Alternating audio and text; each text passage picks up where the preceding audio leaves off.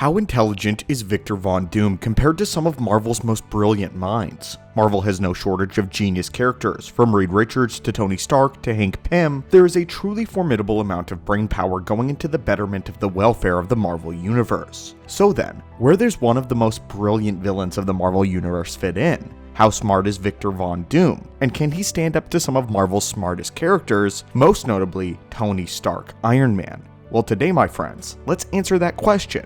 Just how smart is Dr. Doom? And can we get a better idea of what Robert Downey Jr.'s depiction of the character will bring in Avengers Doomsday? Intelligence is notoriously very difficult to measure and quantify, and there are some fluid definitions of what it means to be smart. So in order to have a large picture of Dr. Doom's intelligence, we're going to be taking a few separate approaches. We'll be assessing his general intelligence, his engineering prowess, political and social intelligence, and several other factors, as well as comparing him to some of the most prominent Marvel counterparts. Let's begin with a person's sheer ability to comprehend and to understand the world around them in a way that can be utilized. If there was using this definition and judging individuals based on their ability to learn, then the top of the pecking order is undoubtedly Reed Richards, who is often regarded as the smartest individual of Earth 616. The most important part of Reed's character in terms of his intelligence is his affinity for exploration, and more importantly, his ability to navigate foreign situations and adapt extremely quickly. At the very least, Reed Richards has created gateways to space and time, visited and even explored neighboring timelines, and this requires a tremendous understanding of the complexity of scientific terms known to man.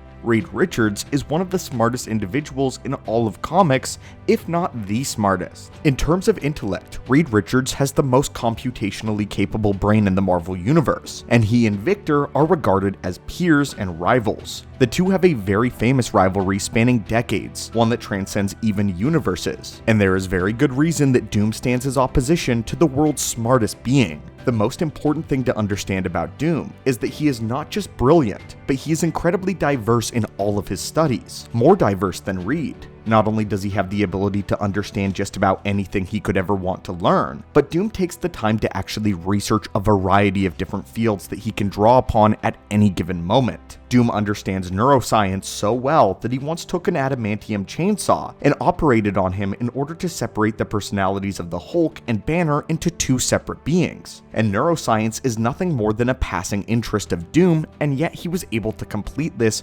brilliantly. Doom was able to understand concepts of Asgardian science as well as magic, and even studied sorcery in the ways that no other person was ever able to learn, even various universes of Doctor Strange. When Dr. Doom first took up the practice of sorcery, he quickly rose to the ranks of one of the most powerful magicians on the planet, in many cases outright rivaling and even surpassing Doctor Strange himself. It has been claimed that Doom is second only to Strange in terms of his sheer ability to utilize the mystic arts, and while Doctor Strange took a lifetime to master all of these practices, Doom on the other hand did it while juggling other fields of study. Dr. Doom once reconstructed the Destroyer, the fabled Asgardian superweapon, with very little knowledge on how Asgardian magic or technology functioned, but Doom was able to reverse engineer the Destroyer in order to better understand how the forces of Asgard worked. This is what makes Doom so dangerous, because he has a collection of different MCU regions all rolled into one. This puts all who oppose Doom in extreme danger. They will be faced with a hybrid of science and technology from every corner of the Marvel Universe, which is how Doom is able to construct such formidable defenses extremely quickly and adapt. Science and magic seldom go together without disastrous results,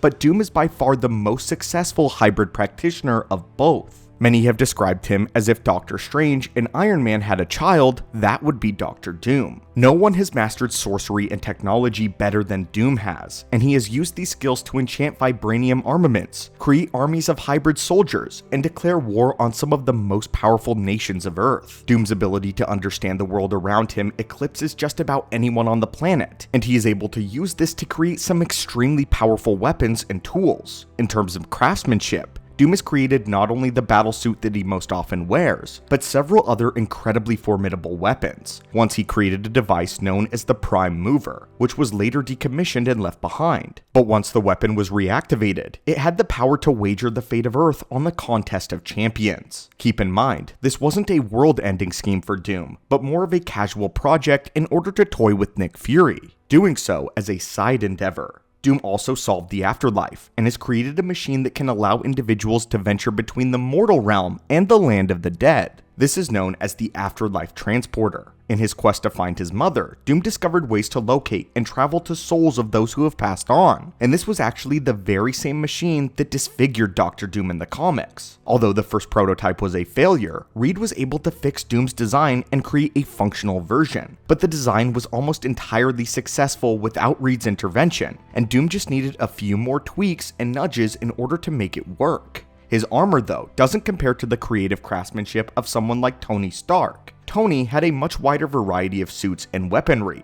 but Doom has much more diversity of technology in his single suit. Tony has largely crafted his mechanical identity around the Iron Man mantle, and most of Tony's inventions are various different suits of armor. This isn't to say that Tony can't create anything else, just that he puts most of his time and effort into variations of the Iron Man armor, while Doom is much more diverse with his technology and his inventions, and in some circles, this makes him more dangerous. This is far before we get into his social and his political intelligence, because Doom is the leader of his own sovereign nation. He has completely legitimate political power that gives him diplomatic immunity on several occasions. He's not just a villain that heroes go to lock up, because they would be creating an international incident in doing so, and he has the same level of political power and prestige that comes with being a monarch of a country. He knows how to manipulate the political systems of various nations and world leaders in order to get what he wants, oftentimes doing this non-violently. Doom can negotiate and deal his way through the political landscape, often to get something that the rest of the world doesn't even know he's after. Doom has led his own armies to war before, and he is a tactical mind that is on par with some of Marvel's best, allowing him to declare war on some of Marvel's most powerful nations. He once declared war on Wakanda, which is one of the most technologically advanced and well-fortified nations on the planet, and he did this through his brilliant tactical methods rather than outright violence. Doom didn't attack Wakanda head-on, but instead, he corrupted a group of strict isolationists known as the Deserti, who were within the very walls of Wakanda. The Desturi wanted to return to Wakanda's isolated status, shutting out the rest of the world and leaving the technology and prosperity of Wakanda to themselves. Doom took advantage of this deep political divide, and with T'Challa in a coma, the mantle of the Black Panther went to Shuri, which caused even more divisiveness within Wakanda. On top of all of this, Doom was able to weaponize T'Challa's marriage to Storm. Storm was an outsider to Wakanda, and this had enraged the Desturi. He even set all the pieces into place to stage a full takeover of Wakanda without ever making his armies raise a single finger. He did it all with his mind. Doom strolled right into the divided Wakanda and conquered it through threat of civil war, capturing Storm in the process and making his way to the sacred Vibranium Vault. Doom quickly shipped out massive supplies of Vibranium and got straight to work creating factories all around the planet, to the point where not even the Black Panther would be able to get it all back. Eventually, both Black Panthers and a band of X-Men members were ultimately able to drive Doom out of Wakanda, but he understood that his reign was never meant to last, and Doom had got what he needed. Doom didn't want an eternal hold on the Wakandan throne. He wanted enough time to get himself a sufficient supply of Vibranium in order to further his own studies. Even at war, Doom is 3 steps ahead, and he is never meant to reign for life. He always knew that he would soon lose his hold on Wakanda, but he got exactly what he wanted.